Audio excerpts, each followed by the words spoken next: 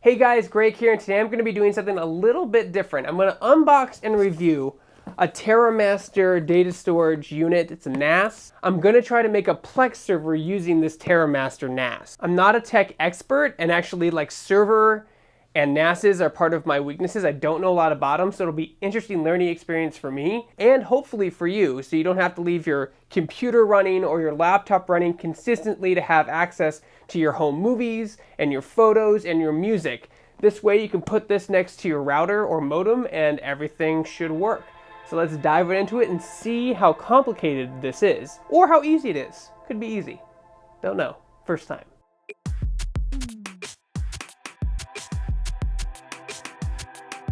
So for those who don't know, NAS stands for Network Attached Storage. So in a way, your PC or laptop could be used like a NAS.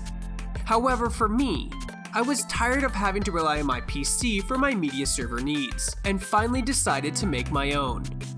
But just so everyone's aware, a NAS can do so much more. But for now, I just want to make a 24-hour media server that I can access at any time. The good people over at TerraMaster sent me a unit for review. The unit is the TerraMaster F2-210, which is their entry point NAS unit.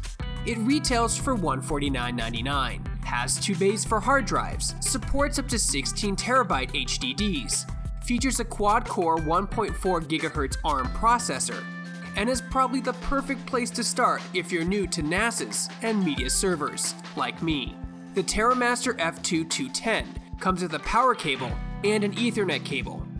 It features 2 USB 3 ports on the back, as well as 1 Ethernet LAN port. It also came with a tiny Phillips head screwdriver and HDD screws to install your hard drives. I have here a 4 terabyte 3.5 HDD that I'll be installing in one of the TerraMaster's bays. Make sure your hard drive is facing the correct way so it connects inside the NAS. Line up your screw holes. Don't screw them all the way in. Instead, rotate from corner to corner, tightening as you go, so you don't stress out the drive so much. And then just insert and slide it in. That's what she said. That's my joke. Damn it, Dwight. Once your hard drive is installed, you'll want to plug your device into power and connect your Ethernet cord to your router/modem. Now, I do realize a lot of times your router or modem will be in a very awkward place. Mine was in my office and it was a pretty tight fit, but I got it to work. Once you have the HDD installed, your NAS powered and connected to your router or modem, then you head to your PC to finish up the process. To start, press any key. Where's the any key? I followed the instructions off TerraMaster's website, downloaded and installed the latest firmware update for the device. After that, I followed a series of prompts to format the HDD inside the NAS, and then I continued following instructions, setting up an admin account for managing my NAS and formatting my drive. Now you can have more than one drive, whether you use it for expanding storage or as a mirrored backup. I only have one here, so I did single disk.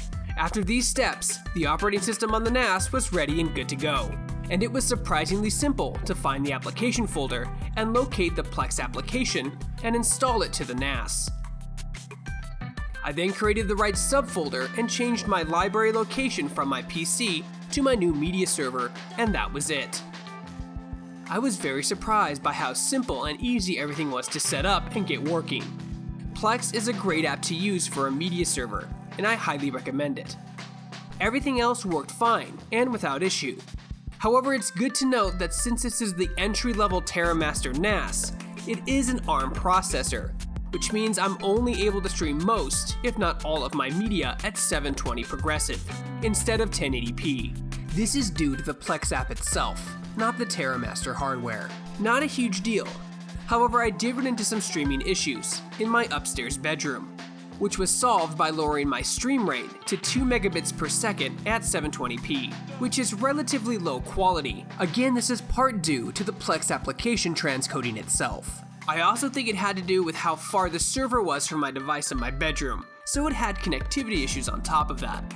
Regardless, for $149.99, it did what I wanted it to do, and it was an interesting learning process. I also learned that Plex can use something called hardware accelerated transcoding that is specific with the Intel chipset.